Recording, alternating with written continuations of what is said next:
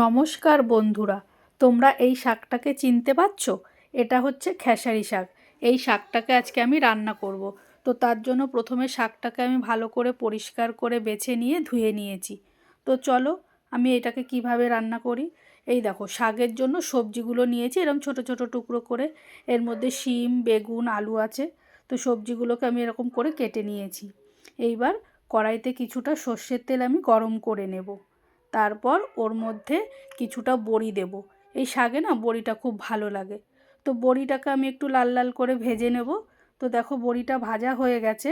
এইবার বড়িটাকে আমি তুলে নেব।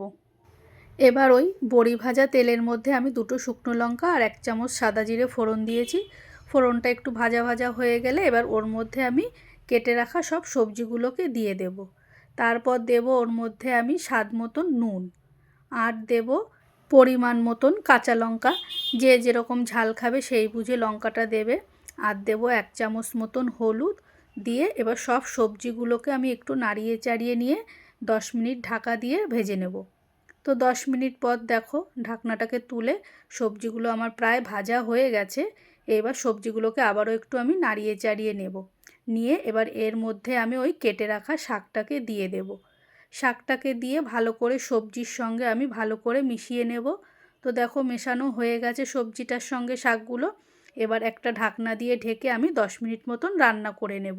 তো 10 মিনিট পর ঢাকনাটাকে তুলে আমি আবারও একটু শাকগুলোকে নাড়িয়ে চাড়িয়ে দেব। শীতকালে এই খেসারি শাকটা খেতে খুব ভালোই লাগে।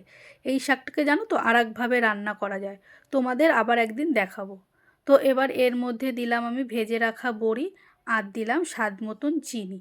দিয়ে এগুলোকেও একটু এই শাকের সঙ্গে ভালো করে মিশিয়ে নেব। শাকটা দেখো প্রায় হয়ে এসেছে। আবারও একটু নাড়িয়ে চাড়িয়ে নিলাম। তো শাকটা দেখো কত সুন্দর হয়েছে, এরকম ঘন্ট ঘন্ট টাইপের হবে। তো বন্ধুরা, তোমাদের এই রেসিপিটা কেমন লাগলো আমাকে অবশ্যই কমেন্ট করে জানিও। আর এই রেসিপিটা যদি তোমাদের ভালো লেগে থাকে অবশ্যই একটা লাইক ও শেয়ার করে দিও। আর হ্যাঁ, সাবস্ক্রাইব করতে কিন্তু ভুলো না।